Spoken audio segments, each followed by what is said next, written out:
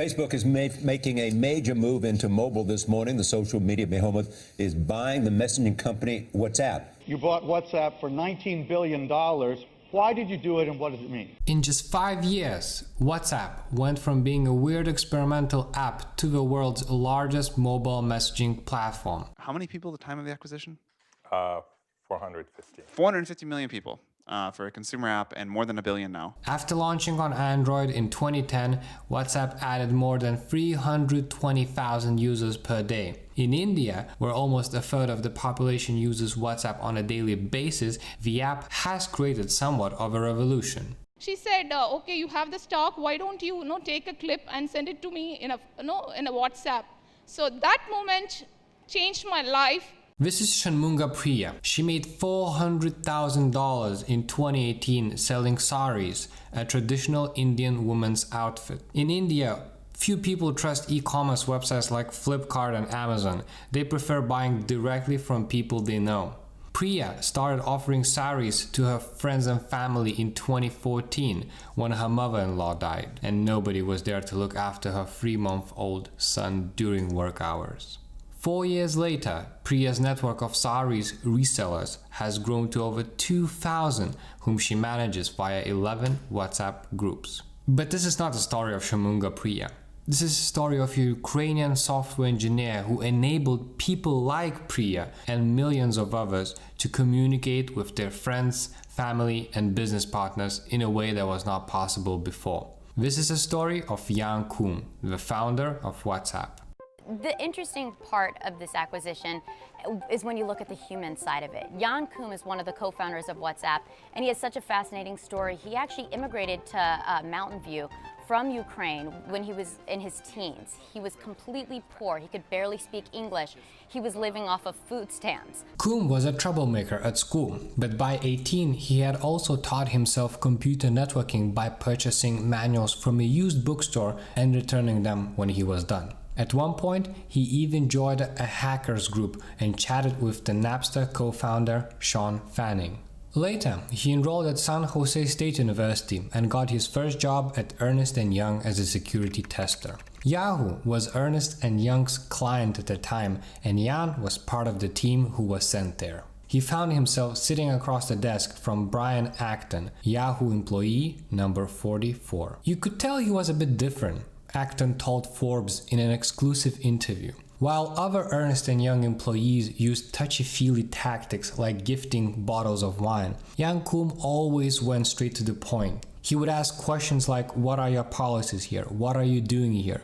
His straightforward nature instantly set him apart. Acton loved Koum's no BS approach and helped him get a job at the company. Both of them were a part of the Facebook Reject Club, since they both failed to get a job there. They didn't yet know that Facebook would buy their little passion project for $19 billion just a few years later. Yes, Koum referred to his time at Yahoo as a prison sentence. After 9 years working as a software developer at Yahoo's advertising department, Koum was disappointed and almost depressed. He was alone too. His mother passed away back in 2000, and his direct manner didn't exactly make him a popular figure among co-workers. Back when Koum had a LinkedIn profile, his last 3 years at the company were described as did some work. Jan knew he needed to change something about his life. He decided to quit. With some savings in the bank, Jan started traveling. One of his stops was Argentina.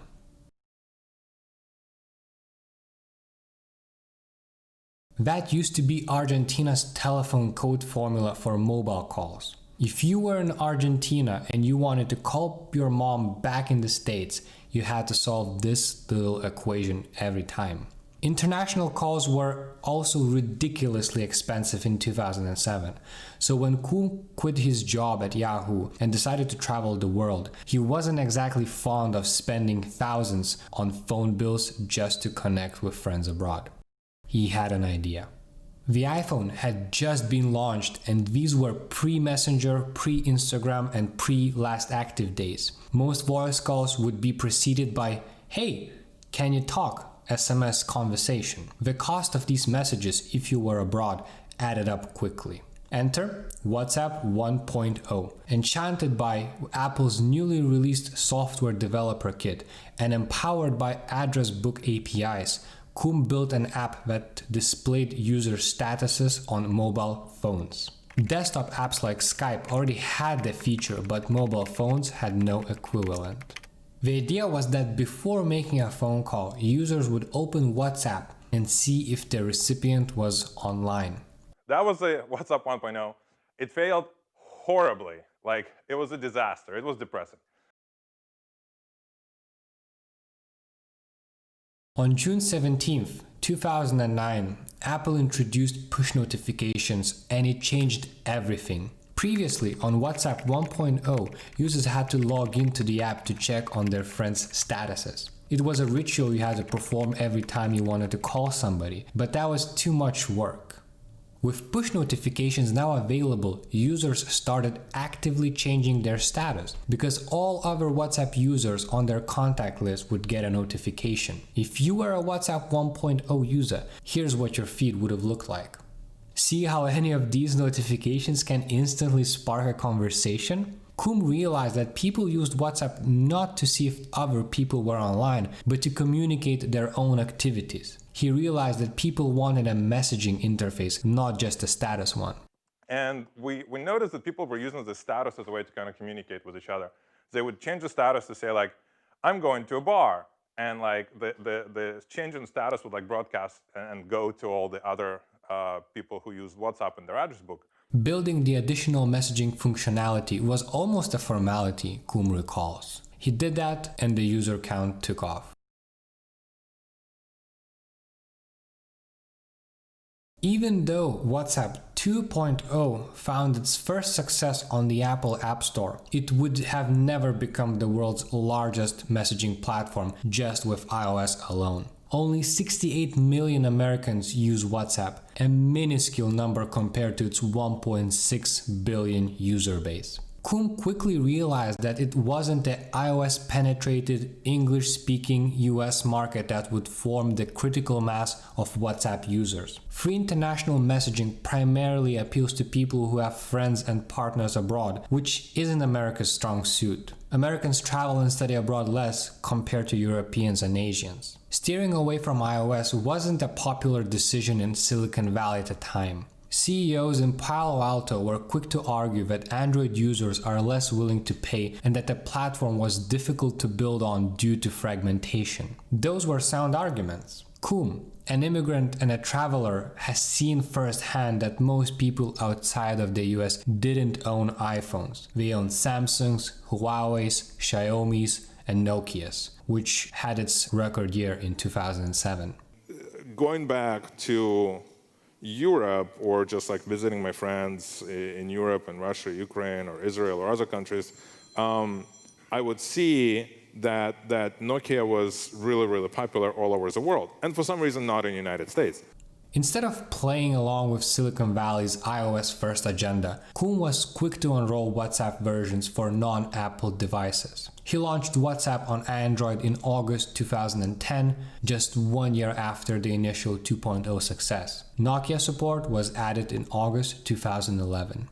We actually made a commitment to build for Nokia early on because we knew there were a lot of people, and Nokia S60 was actually a really, really powerful operating system. It had like multitasking, it had full internet connectivity, you could like auto start an app. I mean, it made iPhone look like a joke in terms of functionality you could get back in 2008 on Nokia versus an iPhone. And so we built our app for Nokia, and it actually helped fuel our growth in a big way because there were a lot of Nokia users on S60 and S40 who wanted to connect and be part of WhatsApp group chats and WhatsApp messaging with their friends. The results were intoxicating. Since WhatsApp 2.0 was launched, it added roughly 328,767 users per day. Most of the users were from India, South America, and Europe. Jan Koum's journey is an embodiment of the hero's journey in the 21st century. Here are 4 reasons why Koum's little project turned into one of the biggest inventions of the last decade in just 5 years. WhatsApp was never a cash cow. Koum would sometimes turn on $1 annual subscription fee just to slow down growth. However, it wasn't the revenue that made WhatsApp such a lucrative purchase for Facebook. It was data. With location sharing data, 65 billion messages sent per day, and access to users' entire contact list, Facebook has access to a ton of personal information, all uploaded and saved on its servers. While Mark Zuckerberg has previously promised that this data won't be used to improve consumer targeting in Facebook ads, it will be unless the user changes the settings not to share information with Facebook. The picture becomes even more clear when you consider that Koum said he was leaving Facebook because of how they managed WhatsApp users' data.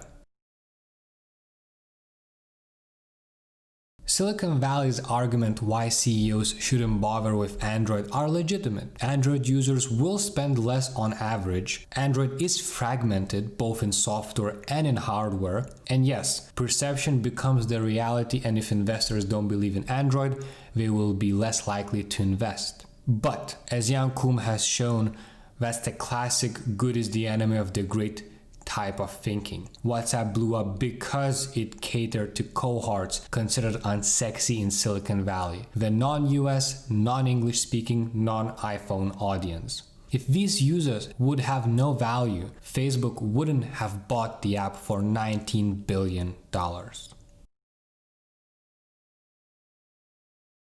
Koum himself is an extremely humble person. He's the type of guy to say bless you whenever someone in the audience sneezes during his keynote, and he's quick to remind us that he owes a large part of his success to luck. In 2007, the world was primed to undergo a messaging revolution. Apple had just redefined the world's smartphone, and while most of the tech minds were zeroed in on exploring the capabilities of the new iPhone, Koum's international experience showed him a bigger picture of SMS shortcomings, like ridiculously high costs, limited media support, and unreliability.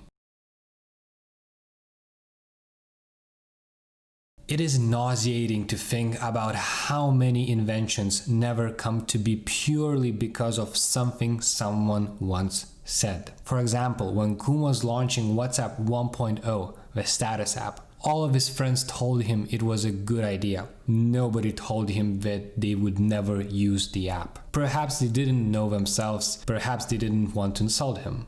With WhatsApp 2.0, Koum learned his lesson and relied on customer feedback alone. Group chats, image messages, and scene statuses were all user ideas implemented by Koum and his team. Users loved it, and that's why WhatsApp grew exponentially and never had to invest a single penny into marketing. Now, WhatsApp co-founder Jan Koum is leaving the company after clashing with its parent Facebook over data privacy and the messaging app's business model. Koum has always hated advertising, and he never considered himself an entrepreneur. So it's not surprising that after Facebook privacy scandal broke out, Jan decided to resign. For me, the main takeaway from Jan Koum's story is that the biggest opportunities often lie in markets that don't sound attractive. When iPhone was launched in 2007, nobody in Silicon Valley wanted to build Android apps for Indian market. But Jan Koum did, and his achievements can certainly be considered attractive.